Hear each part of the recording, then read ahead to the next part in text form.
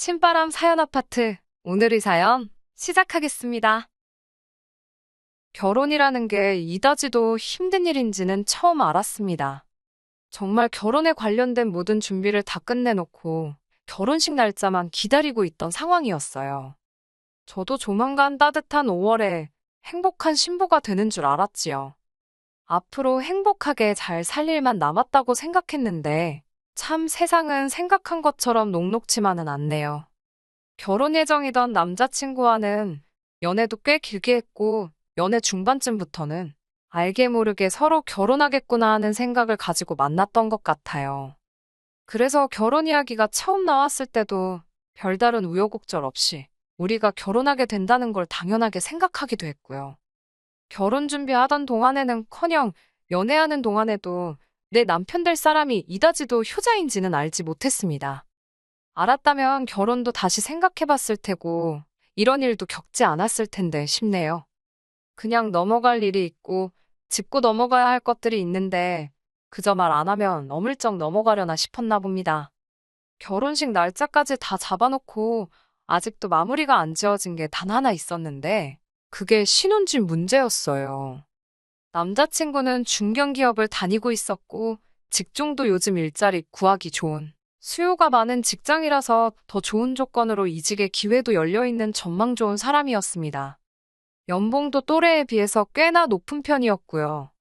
저 같은 경우에는 제 입으로 말하긴 그렇지만 제가 몸담고 있는 업계에서는 나름 소위들 말하는 방구 좀 낀다 하는 사람이에요.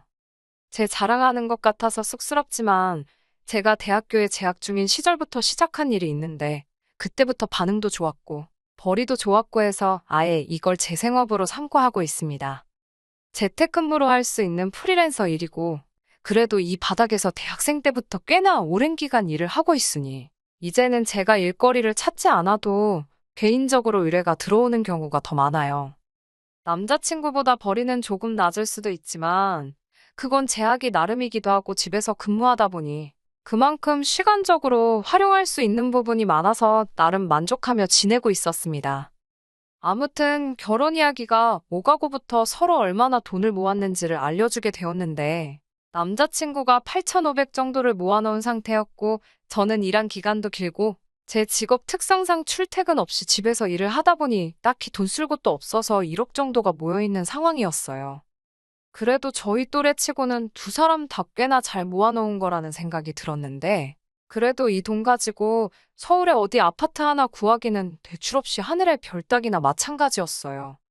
아직 결혼 자금이 많이 모자란 상황이라는 생각이 들었고, 저나 남자친구나 결혼하기에 나이가 너무 늦은 편은 아니었으니, 차라리 돈을 좀 더 모을 때까지 결혼식을 뒤로 미루자는 이야기도 주고받았습니다. 그런데 남자친구 집 쪽에서 식을 빨리 진행했으면 좋겠다고 이야기를 해왔어요. 예비 시아버지 되실 분이셨던 남자친구 아버지가 올해 희망퇴직을 하기로 되어 있는데 퇴직하기 전에 식을 올렸으면 쉽다 하셨다더라고요. 거래처 사람들의 안 친한 동료 직원들부터 밑에 부하 직원들부터 해서 몇 명은 더 저희 결혼식에 얼굴을 비출 테니 그렇게 되면 축의금이 더 들어오지 않겠냐는 게 주된 이유였어요. 솔직히 그게 무슨 계산인가 싶었습니다. 당장 저희가 결혼을 미루려던 건 아직 준비가 다 되어 있지 않아서 모자란 준비를 하고 싶다는 뜻이었는데 남자친구 아버지가 무슨 직원 수가 5천 명이 넘는 그런 곳에서 일하는 것도 아니신데 말이에요. 기껏해야 많이 잡아도 회사 일로 관련된 사람들이 하객으로 온다 쳐도 그 수가 50명이 넘진 않았을 텐데 말입니다. 축의금 들어오는 거야 계산해보면 크겠지만 어차피 식대로 나가는 고정비 지출도 있잖아요. 그런 거 다 따지고 보면 대충 2, 300만 원 축의금으로 더 받자고 하는 건데 솔직히 당장 그 돈 때문에 저희가 대출을 크게 받아서 시작하는 게 이치에는 맞지 않는다는 생각이 들더라고요. 남자친구한테도 이건 맞지 않는 것 같다고 했고요. 남자친구가 알겠다고 하면서 얼마 뒤에 저희 결혼하게 되면 집에서 2억을 지원해 주기로 했다는 사실을 알려왔어요. 사람 마음이란 게 결혼식 날짜를 서두르라고 할 때는 원망스러웠는데 또 막상 저희 어려운 점을 해결해 줄 해결책을 떡하니 들고 오니 그런 마음이 싹 사라졌었어요. 부모님도 몹시 결혼할 생각은 아니었지만 난데없이 2억이라는 엄청 큰 돈을 지원해 주신다니 숨통도 트이고 엄청 감사하기도 했지요. 친정 부모님께서도 그 이야기를 들으시더니 똑같은 금액은 해줄 능력이 안 되지만 1억 정도는 어떻게 마련해 주시겠다고 하셨어요.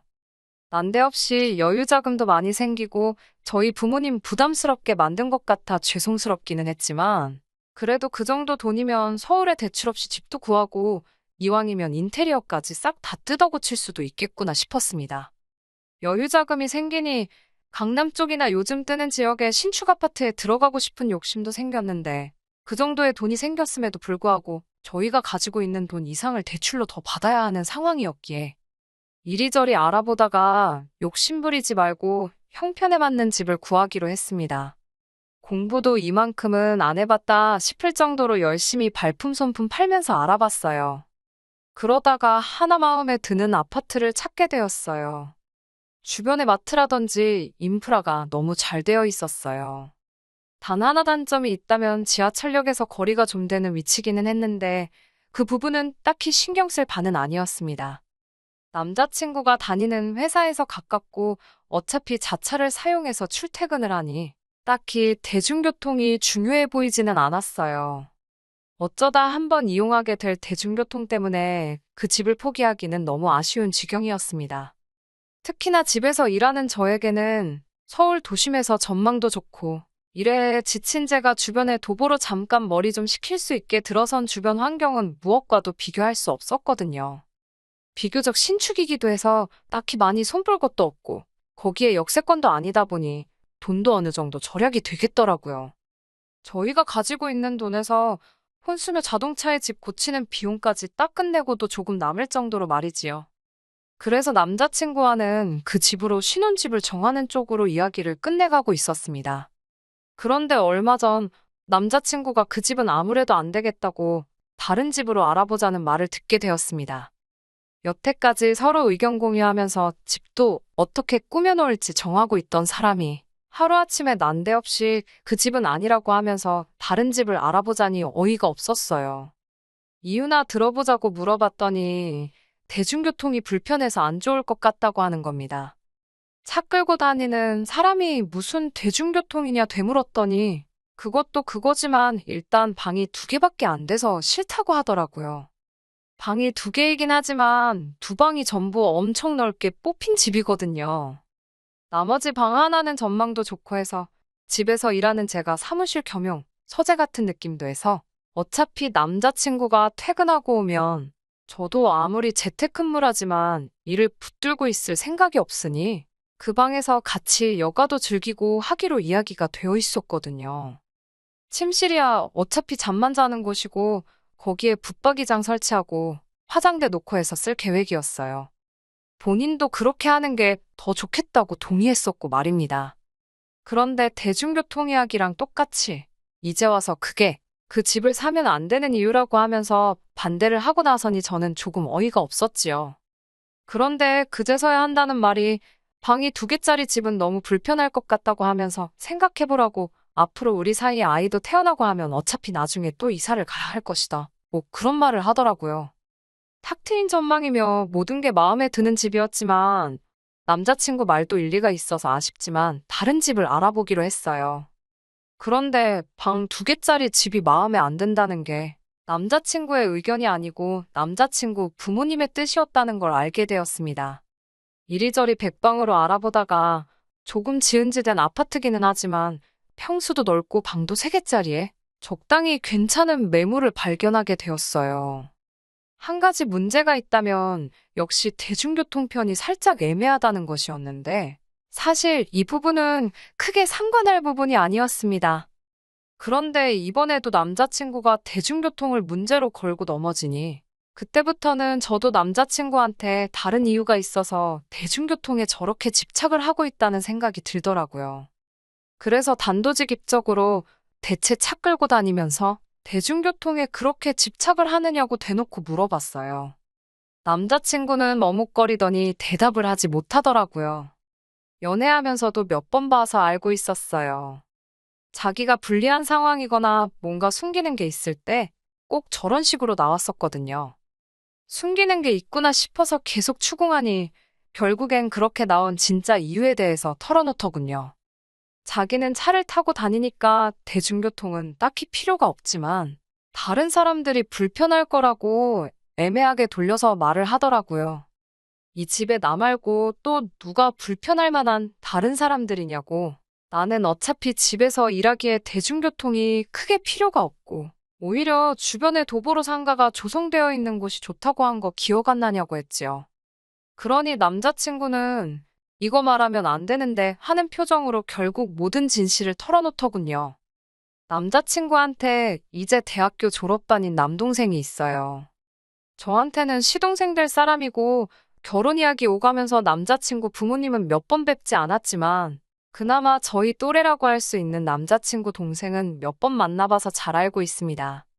그런데 남자친구 말이 자기 동생이 학교 다니고 그러려면 지하철을 타야 할 텐데 제가 마음에 든다고 하는 집들은 전부 다 지하철 타기 불편한 집들밖에 없지 않느냐며 저보고 그 부분은 양보를 해달라고 하는 거예요. 그 말을 듣는 순간 어이가 없어서 입이 다물어지지 않더라고요. 저보고 양보를 하라는 게 다른 이유도 아니고 시동생이 불편할까봐라는 말도 안 되는 이유였고 애초에 우리 신혼집인데 당신 동생 이야기가 왜 나오느냐 따졌지요. 그러니 그제서야 이젠 다 들켰으니 어쩔 수 없다는 듯한 표정으로 말을 꺼내더군요. 사실은 동생이 졸업하고 취직할 때까지 같이 한 집에 살게 되는 게 지원받기로 한 결혼자금 2억에 대한 조건이었다고요. 그게 무슨 말이나 되는 소리냐고. 그걸 조건으로 냈건 당신 부모님도 그렇고 그걸 좋다고 수락한 뒤에 나한테는 상의 한마디도 없이 숨기고 있던 너도 똑같다고 말했습니다. 그리고 그런 돈이면 받을 생각 없다고 당장 남자친구 어머니께 말씀드리러 가자고 해서 남자친구 집으로 향했지요. 그런데 남자친구 뻔뻔함은 남자친구 어머니에 비하면 세 발의 피조차도 되지 못했습니다. 처음에는 너무나도 당연하다는 듯이 저보고 너 돈 많냐고 물으시면서 돈 없다고 징징댈 땐 언제고 이제 와서 왜 준다는 돈도 안 받고 튕기고 있느냐고 나오더군요. 그러면 애초에 처음부터 저한테 제대로 설명해주지. 남자친구 동생을 덤으로 데려가는 조건을 숨겼느냐 따졌지요. 그러니 남자친구 어머니가 그대로 말을 받아치는 겁니다. 당신들이 저희한테 무슨 갓난쟁이 맡기는 것도 아니고 올해 졸업하는 둘째 통학하기 편하게 방 한 칸만 내달라는 건데 그게 어려운 부탁이냐 하시더군요. 어차피 밥 먹는데 숟가락 하나만 더 놓아주면 되는 거 아니냐고요. 거기에 제가 회사도 안 나가고 집에 있는다고 들었는데 그러면 둘째 뒷바라지도 제가 어머니인 당신보다 더 잘할 수 있겠다는 거예요. 제가 며느리니까 도련님 어려워하면서 밥도 굶기지 않을 테니 자기는 얼마나 마음이 놓이겠냐고 하는데 어이가 없어서 웃음도 안 나오더라고요. 저도 지지 않고 제가 집에서 노는 게 아니고 일을 하는 거라고 뭔가 단단히 착각하시는 것 같다고 한마디 했습니다. 그러니 남자친구 어머니가 한다는 말이 그런다고 제가 점심을 굶을 건 아니지 않냐면서 저보고 뭘 그렇게 비싸게 구냐시대요. 식가족 뒷바라지 하는 거 어차피 며느리가 할 일인데 거기에 돈까지 준다는데 마다할 이유가 뭐가 있냐면서 말입니다. 그 말을 들으니 애초에 결혼자금 지원해주는 거 안 받고 당신 아들하고 둘이서 알콩달콩 잘 살겠다가 아니라 이 결혼 뒤집어버리러 온 거라고 말을 먼저 했어야겠다는 생각이 들더라고요. 누가 제 발로 식모자리에 지원을 하겠냐고. 그리고 남자친구 동생도 제가 몇 번이나 만나봐서 아는데 장담컨대 절대 취직 못 할 거라고 한마디 해줬습니다. 까불거리고 부침성 좋은 성격이니 결혼하면 하루 이틀 재워주는 거야 하겠지만 저보고 아예 데리고 살라니요. 2억이라는 금액이 결코 적은 금액은 아니지만 혹덩이 떠넘기고 받아야 하는 돈이라면 제 쪽에서 거절한다고. 그리고 이 결혼도 그냥 없던 일로 하자고 하고 들고 일어났지요. 으름장 놓는 게 아니고 진심이라고 무슨 조건을 걸어와도 저는 더 결혼 생각이 없다고 했어요. 그러니 남자친구 어머니도 같이 언성을 높이면서 나도 너같이 시대가 어려운 줄 모르는 며느리는 받을 생각 없다면서 성질을 내더군요. 차라리 다행이었습니다. 저는 뒤늦게라도 반성해서 제 발목 잡고 늘어질까봐 걱정을 했거든요. 그래도 몇 년을 만나왔는데 헤어지는 건 한순간이더라고요. 그래도 제가 결혼 후에 처할 거를 생각하면 절대 아쉬움이 남거나 하진 않았습니다. 식장 예약해둔 거며 스드메며 전부 다 취소해버렸지요. 위약금이 조금 나와서 일단 제 돈으로 냈는데 생각해보니까 이 결혼이 누구 때문에 파국으로 치달은 건데 위약금을 제 돈으로 해결하나 싶었습니다. 그래서 당장 남자친구한테 전화를 걸었지요. 들어간 비용의 절반은 받아낼 계획이었는데 남자친구가 마침 연락잘 했다고 만나서 꼭 좀 해야 할 이야기가 있다며 한번 보자고 하더라고요. 무슨 이야기인지 궁금해서 그런 건 아니고 어차피 그 돈 받아내려면 직접 만나는 것만큼 좋은 방법이 없다 싶어서 자리에 나갔어요. 그랬더니 남자친구가 꺼내는 말이 참 어이가 없더군요. 엄마가 그러는데 하면서 말을 꺼내더라고요. 잘못했다고 빌면서 나와도 단칼에 잘라버릴 생각을 하고 있었는데 그런 일말에 고민할 가치도 없는 말을 꺼내더라고요. 사실 지원해주기로 했던 그 돈이 전부 대출이었다더라고요. 그런데 파혼을 하게 되면서 더 이상 그 대출금이 필요가 없게 되었잖아요. 그래서 그 돈을 일찍 갚아버리게 되면서 중도성환 수수료가 발생했는데 원금이 워낙에 크다 보니 수수료도 꽤나 나왔다고 합니다. 그런데 지네 엄마가 말하길 파혼의 원인이 저한테 있으니까 저한테 그 돈을 받아오랬다고 하는 겁니다. 저를 보자고 한 게 저한테 사과하려던 것도 아니었고 뭣도 아니었고 끝까지 구질구질한 모습 보여주러 나온 거였던 거예요. 일말에 기대조차 없었지만 이딴 사람들한테 제 돈을 찾으러 온 제가 다 바보 같더라고요. 정말 드라마에서나 보던 거였는데 저도 모르게 제 손이 마시고 있던 커피잔으로 향했고 남자친구 얼굴로 철썩 끼얹어 버렸습니다. 그때를 생각하면 아직도 가슴이 콩닥콩닥 벌벌 떨리네요. 남자친구한테 내가 마시던 게 아이스 커피라서 다행인 줄 알라고 했어요. 뜨거운 커피였어도 똑같이 부어버렸을 거라고요. 잘 생각해보라고. 파혼이 과연 나 때문인지, 너를 포함한 이기적이고 염치 없는 니네 가족들 때문인지요. 애초에 대출받아서 주는 거였으면 올해 희망퇴직하는 너네 아버지가 그 대출을 어떻게 갚았겠냐고. 안 봐도 네가 갚게 될 돈이었다는 게 뻔한 거 아니냐고 했지요. 그 말을 들으니 남자친구도 뭔가 깨달았는지 엄청 복잡해 보이는 표정을 하고 아무 말도 못하고 있더군요. 정신 차리라고. 효자인 척 하기 전에 네가 부모님한테 이용당하고 있다는 것도 좀 깨달으라고 했습니다. 동생 뒷바라지 해주고 인심 써주는 듯 돈도 척척 내주지만 결국엔 그 빚은 다 너가 갚게 될 거 아니겠냐고요. 어차피 나랑은 두 번 다시 볼 사이가 아니지만 그간 만나온 시간과 정이 있으니 충고 한마디만 해주겠다고 했어요. 너네 가족 끊어내지 않으면 앞으로 미래는 없을 거라고요. 그 잘난 네 가족애랑 효심 때문에 너는 평생 나를 놓치게 된 걸 후회하게 될 거라고 말해주고 자리에서 일어났습니다.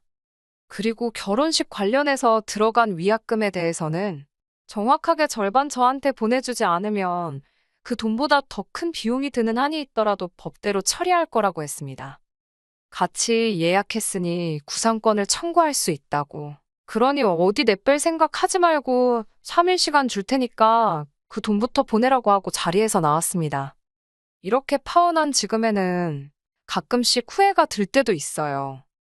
오래 만난 남자친구와 헤어지게 되어서 결혼 목전까지 가서 뒤집어 엎게 되어서 후회가 드는 게 아닙니다. 제가 아무래도 일찍부터 일을 시작했고 그 일이 회사에 나가 사회생활 하면서 하는 게 아니라 집에서 하는 일이다 보니 사회생활 경험이 너무 부족해 사람 보는 눈이 없었던 부분에 대해서요. 혼자서 일하는 것도 잘 벌리긴 하지만 저도 저대로 진짜 사회를 경험해보기 위해서 요즘은 제가 다닐 수 있는 회사를 알아보고 있어요. 파혼은 파혼대로 하게 되었지만 그 부분은 후회가 남지 않습니다. 오히려 내 돈 내고 부모님 없는 돈까지 끌어와서 시댁 식구들 뒷바라지 해주는 신무살이를 하러 제 발로 들어갈 뻔한 걸 말았으니 말이에요. 당장은 다른 사람을 만나보고 싶은 생각도 들겠지만 좀 더 사회생활 하며 직접 경험해보고 사람 보는 눈도 좀 키워간 뒤에 다음을 생각해봐야 할 것 같습니다. 끝까지 들어주셔서 감사합니다. 오늘의 사연은 여기까지입니다. 구독과 좋아요, 알람 설정 부탁드리고 더 좋은 사연으로 다시 찾아뵙겠습니다. 감사합니다.